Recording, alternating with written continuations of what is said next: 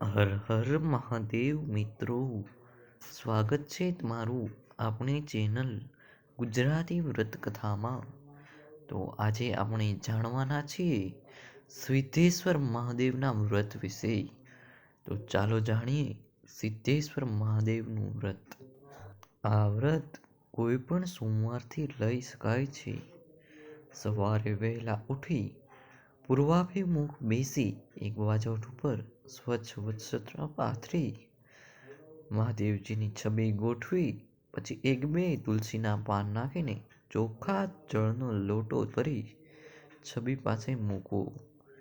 પછી શુદ્ધ ઘીનો દીવો કરવો, થોડા સિંગદાણા અને ગોળનો ભૂકો પ્રસાદ તરીકે મૂકવો.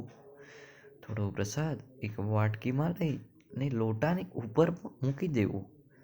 પછી સિદ્ધેશ્વર મહાદેવની કથા વાંચી આરતી ઉતારવી અને પછી બાકીનો પ્રસાદ વહેંચવો.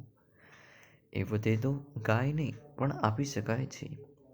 લોટામાં રહેલું પાણી તુલસી ક્યારે કે વડના ઝાડે નીચે રેડી દેવું. પૂજા કરેલ તુલસીનું પાન પ્રસાદ તરીકે લઈ લેવું અને એકટાણું કરવું. દર સોમવારે પૂરી શ્રદ્ધા અને પ્રસાદ લઈ ભક્તિ પ્રમાણે આ વ્રત કરવું. એકેય સોમવાર પાળવો નહીં.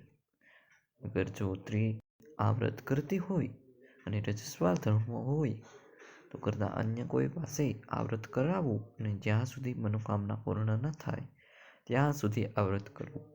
મનોકામના પૂર્ણ થયે વ્રતનું ઉજવણું કરવું. ઉજવણાની વિધિ આ મુજબ છે.